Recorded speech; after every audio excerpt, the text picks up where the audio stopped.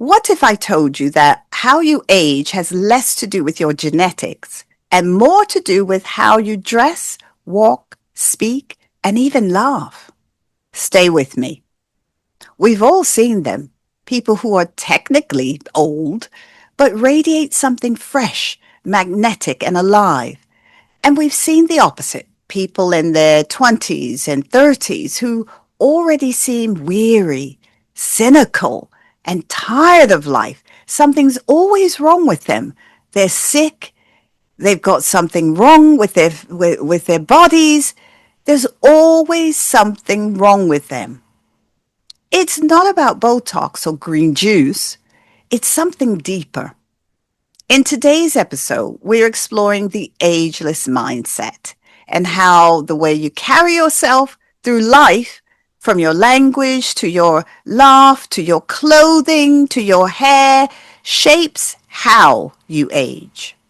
We'll explore the neuroscience, of course, the psychology, the cultural myths, and I'm going to give you 5 powerful mindset shifts that will help you feel mentally and emotionally young at age. And yes, I'll share my stories of working in a care home as a child.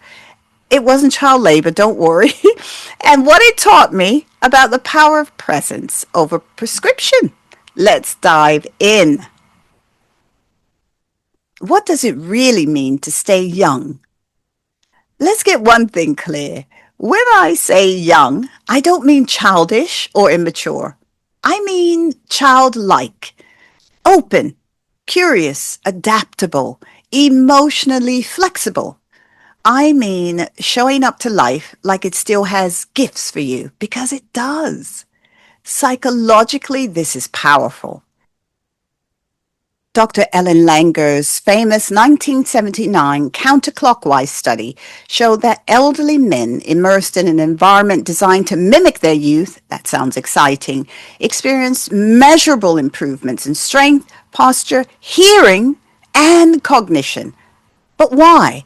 Because they were treated as younger and their bodies responded. It's fascinating. This tells us something vital. Your beliefs about yourself shape your biology.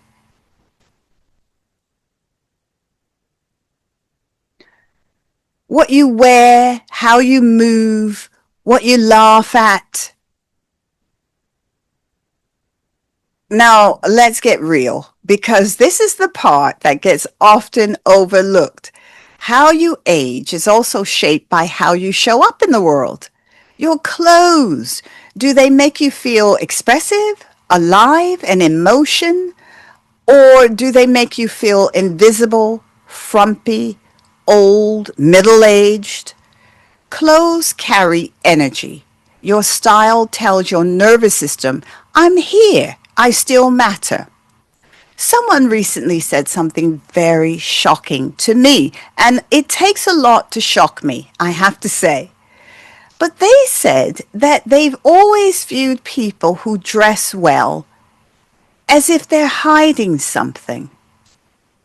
That shows either that they grew up in a very negative thinking household, or that somebody had some type of disorder, or that they're just a negative person. Or it could be envy about people who appear to look well.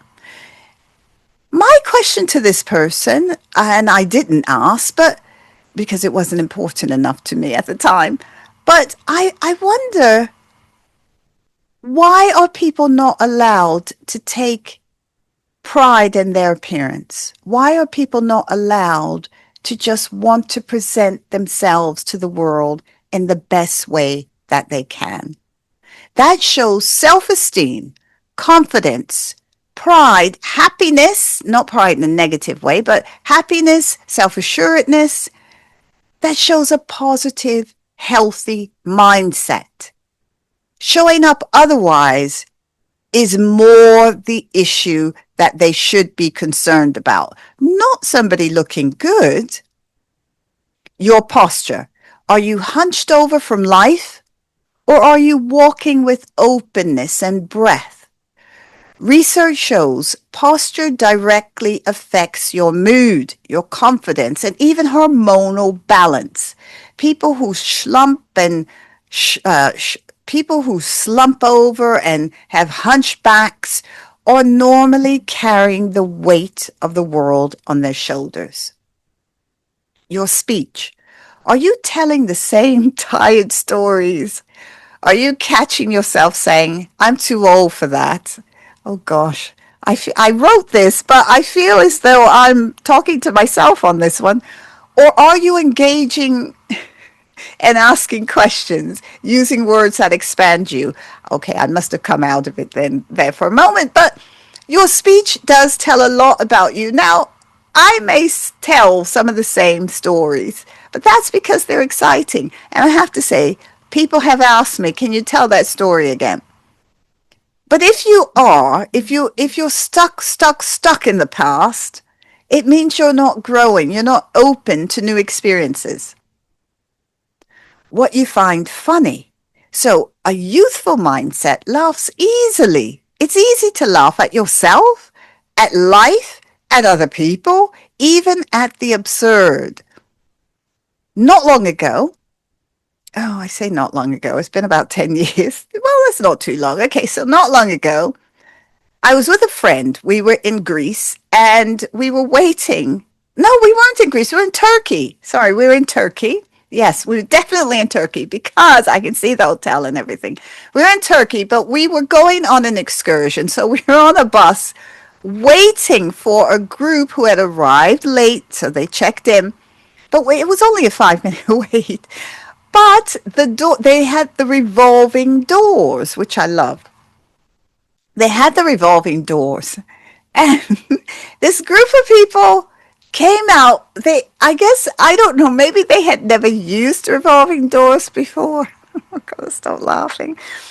But I've got the image now. But they were coming out and they all tried to get into the door at the same time. And all we could see was a whole bunch of people stuck in, going round and round the revolving door. They didn't seem to know that they could get out. They could just step out when the door.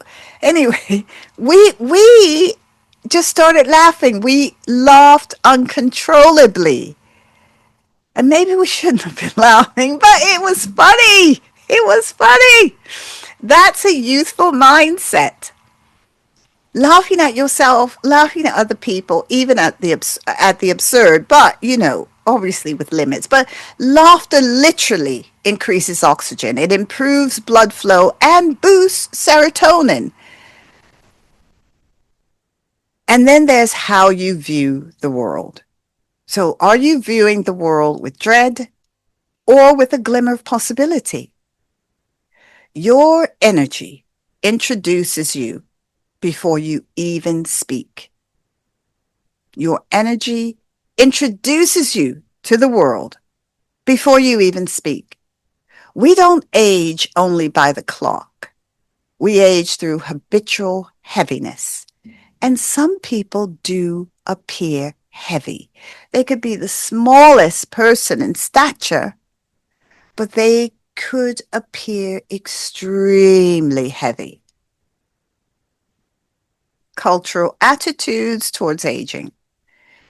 In Okinawa, Japan, where people often live to 100, aging is celebrated. No wonder they live so long. Elders are revered as storytellers and cultural anchors. That's what I grew up seeing. They hold status, not shame. The average lifespan there is 84 years old. And the same in parts of Sardinia, Italy. People are laid back. They go for walks.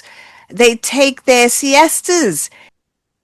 In Icaria, Greece, and Nicoya, Costa Rica, both blue zones. Now, if you don't know what blue zones are particular geographical areas where people tend to live a lot longer. So older adults are deeply embedded in their daily community life. So they've got community, which is known to increase life expectancy. Compare that with many Western countries where aging is treated like a problem to solve.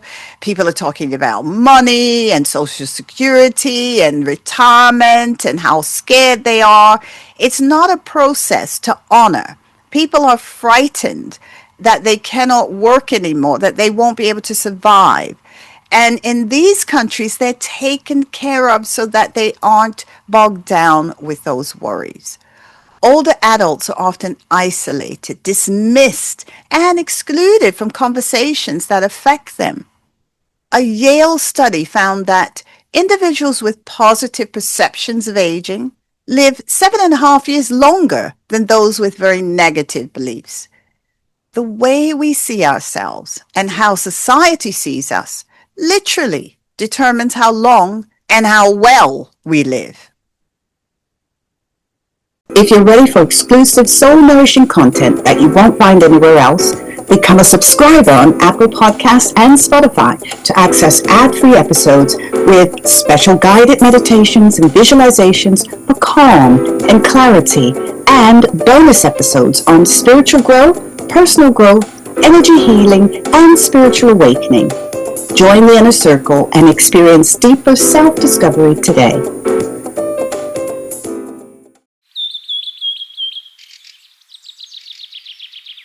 You're listening to the Inquisitive Wren podcast, the show that brings you philosophical ponderings of your life from a bird's eye view. Now, here's your host, Sha.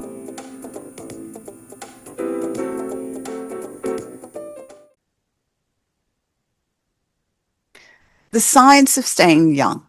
So what's happening in the brain? Neuroscience gives us hope. Introducing neuroplasticity, the brain's ability to adapt and to grow continues throughout life. It doesn't stop.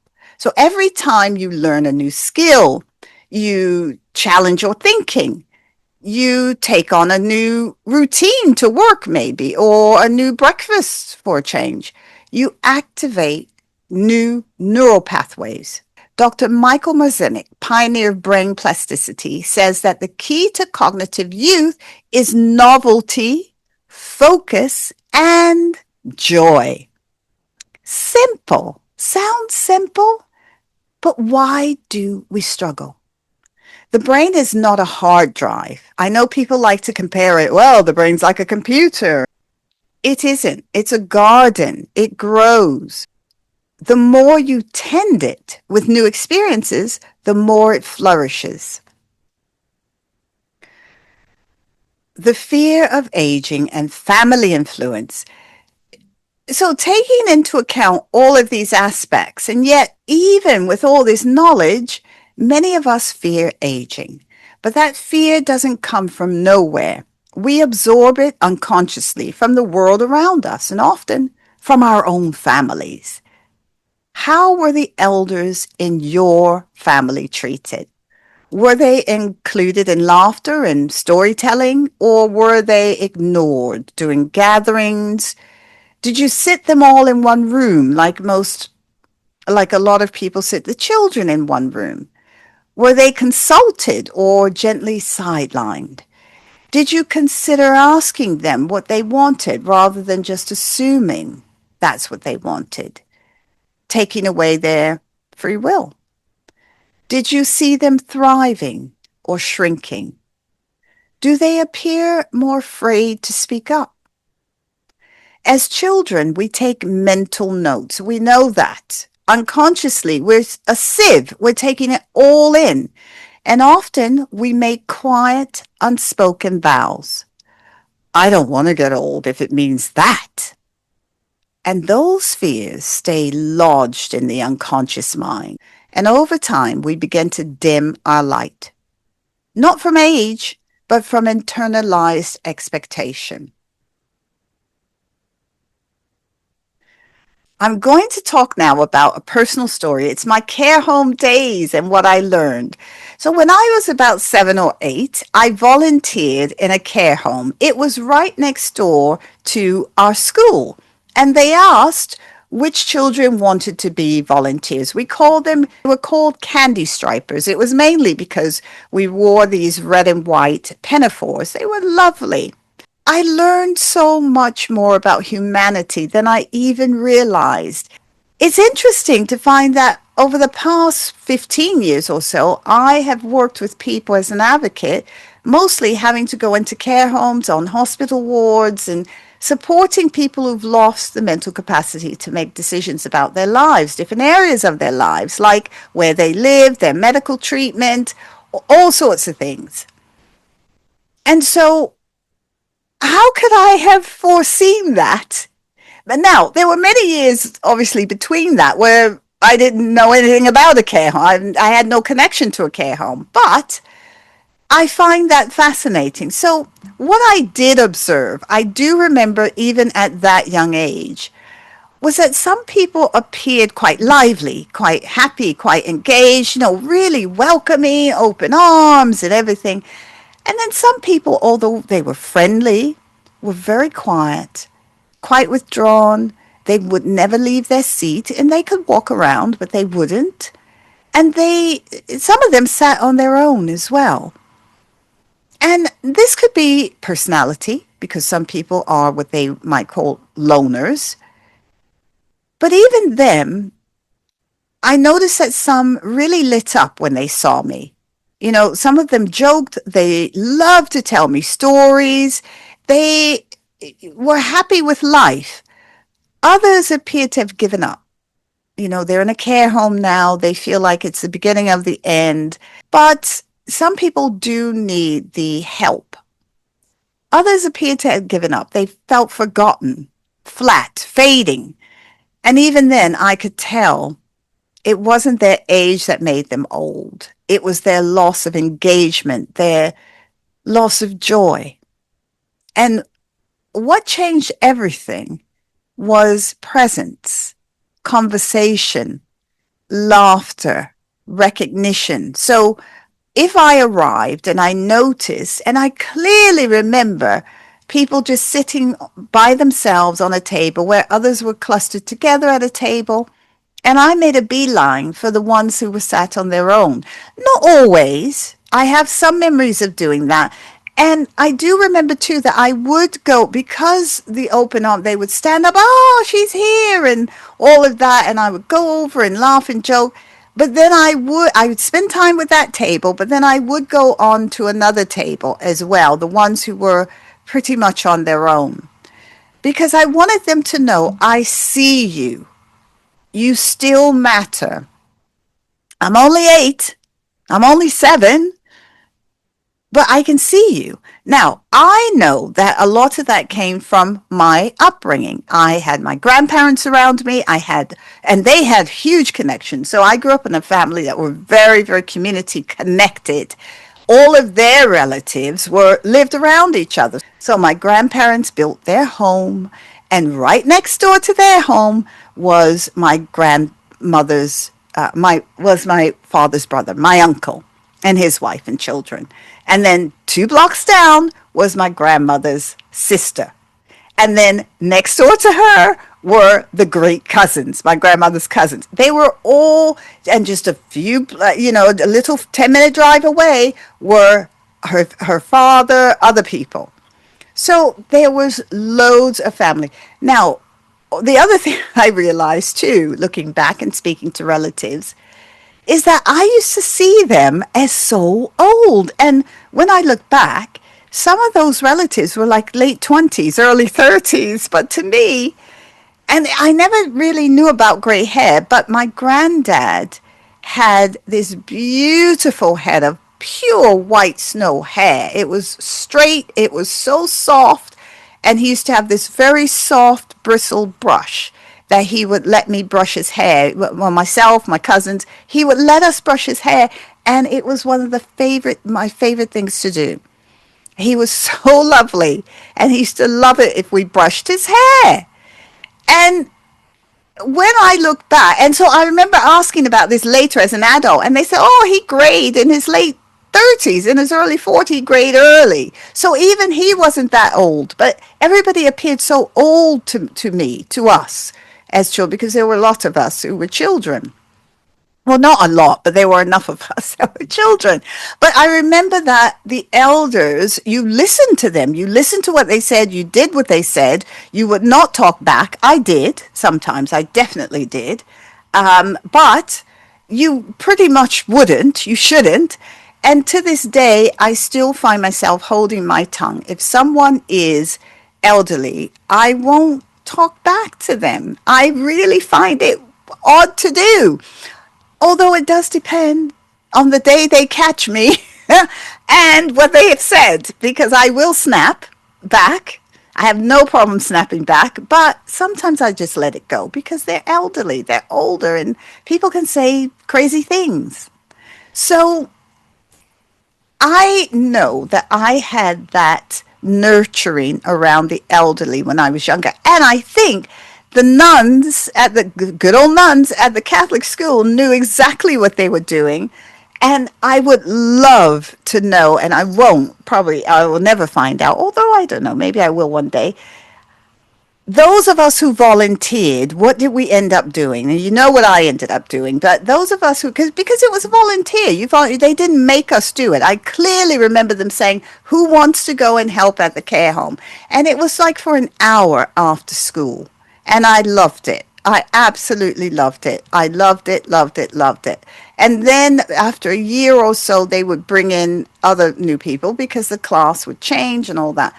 But it was wonderful. And that was my early experience. But I believe that the only way or the only reason and why I was so good at it was because I had that around me. I had a real mixture of ages around me. There were people around me who were either year two above, year two under, maybe a few years still under, and then older as well, and then much older, like the grandparents and their siblings and everything. So,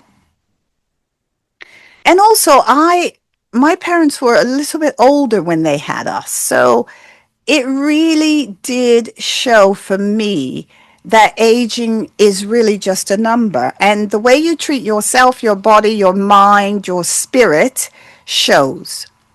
If you're enjoying the show, then you'll love the Aligned Living newsletter.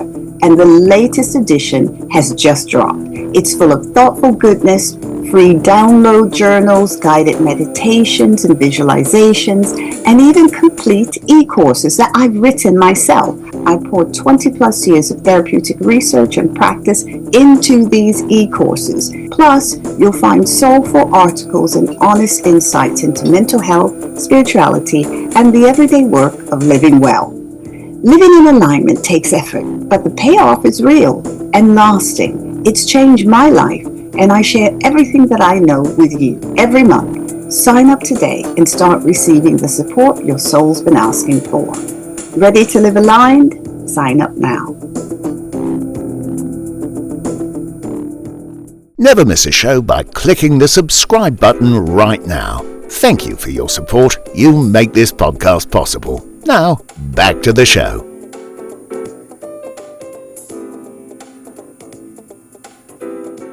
Mindset shifts to stay ageless. Let's get practical. So here are 5 ways to cultivate an ageless mindset. Starting now, starting today. Number 1, curate your energy. From the music you play to the shoes you wear, your clothing, your hair, everything you take in affects your frequency. Ask yourself, does this make me feel alive? And if not, let it go. Go through your wardrobe. Is your wardrobe full of frumpy looking clothing? Things that have been outworn, outdated, should have been given to charity a long time ago? Or are you up with the times? Are you looking 20 years older than what you are? Sometimes you can compare people who are the same age. One looks young, vibrant, dresses nice, looks well, carries themselves with confidence and energy. And the other one can be the same age. And oh my goodness, it's like a world of difference. That is clearly about how they were brought up and their mindset. Play with your style. don't shrink yourself to age-appropriate rules. Of course, we have to be presentable if you're in a professional environment, but you don't have to dress yourself down. Style is vibration. If it excites you, it belongs to you. Reclaim your expression. Someone recently made a comment that they thought, it's such a strange, odd way of thinking, but they said that they always thought that if people look nice, then they think that they're hiding something. That is such a dire, negative, disrespectful way of thinking. So according to this person, people aren't allowed to take pride in their appearance. They aren't allowed to present their best selves to the world. They've got to dumb themselves down and look horrible and bad, perhaps like they do. And that signifies a sense of envy, and which I think is probably the issue, envy and jealousy of people who appear to look well, who take pride in their appearance. If you saw some of the pictures that we have just had restored of my parents, of my grandparents, so they had a bar and restaurant in New Orleans. It was packed during Mardi Gras. It was amazing. But I have some amazing pictures that have just been restored, and if you can see how they were dressed, this is in the 60s, 50s even. I have pictures of them in the 40s and 50s.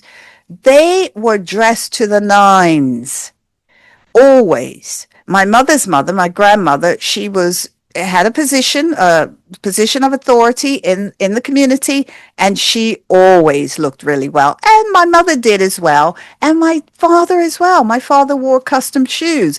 He had narrow feet, so he had to have them made, but the opposite of me. But still, they took pride in their appearance. In fact, I've got no memory of anybody not looking well in my family. They all looked well, even every day, from day to day.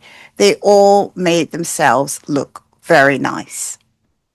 And that's because they had a sense of pride and well-being. And it shocks me at this age and stage in my life that I'm meeting people who are older than me, but who have these really deep set psychological negative mindsets that it must bring them down, but surely it will bring other people around them down. And that's being passed on, or has been passed on, to their children, to their grandchildren. Number 3, tell new stories. Change your internal script. Say things like, I'm evolving, not I'm aging. You could also say, I'm becoming more myself, not I'm past my prime. There are many sayings that really just age us. Be aware of what you're saying to yourself. Number 4, create a daily novelty. So try a new recipe. Take a new walk route. Start a side project. The smallest shifts activate the biggest mental changes. Always wanted to learn French? Now's the time. There's so many apps and things, so much easier to learn now. I know someone who passed away in 2016, and her sisters told me that when they went to her storage unit, that they found a load of crafting materials, which was really comforting to hear. It was good to know that she was crafting in her older years, because she wouldn't tell people a lot about her life, and she was quite isolated, and she only exposed what she wanted to people, and that was fine. But people were worried about her a lot, and she was crafting. So it was just comforting to know that she did have a sense of creativity. She's a creative person anyway. And number 5, uplift older voices, including your own. Don't apologize for your age. Speak wisdom into the world. and celebrate those who've gone before you. It strengthens the path for your future self. I know that for me, I absolutely have some amazing memories of people most of them have passed on now, but I have those memories. I have the pictures and the film, and those memories are precious. I remember someone saying to me not that long ago, probably a year or so ago, well, first of all, they asked me my age, which I thought was rude. So, as we know, in some cultures, asking somebody their age, especially a woman, is rude. And some people aren't aware of that. So they can ask your age. You never have to tell anyone anything about yourself as well. So I would say to you, get into the habit. And this isn't about hiding your age. It's about protecting, especially if it's at work. If you're in a work situation or in any other professional situation, even if you're at a networking event, everybody doesn't need to know everything about you. And some people lack boundaries. So they might ask, well, how old are you? That's none of their business. So get used to saying, or having a response ready for that. But I remember I felt okay to tell the person. It caught me off guard, but I told, and they said, oh my God, I didn't really, you don't even sound that age. Now, I know I don't look my age, but the sound, where does that come from? So it really does show that people have these misconceptions or these preconceptions about how someone sounds. I understand maybe look, which is a preconception too, is just not true. Every culture is different. But how someone sounds at their age, how are you meant to sound then? Is it the language you use or what you say, how you speak? What an odd way of thinking. Aging is not a sentence. It's a sacred evolution. But how you carry yourself through life, how you speak, dress, think, laugh, and love, that's what determines whether you feel vibrant or invisible. The ageless mindset is not about denial. The ageless mindset is about devotion. Devotion to aliveness, to curiosity, to truth. So if this episode stirred something in you, take the next step. You must join my newsletter. I've been creating this amazing newsletter. I'm absolutely obsessed with it. People are telling me that they're loving receiving all the tips and tricks in the newsletter. There's lots of free tools in there. So there's downloads, there's printables, there's courses. And I've got a very special discount coming for my brand new course, which you'll hear about next. And if this episode resonated with you, please share it, leave a review, send it to someone who needs to remember that they're not too old and it's not too late, that they're just getting started. Until next time, stay wild, stay curious, and stay ageless.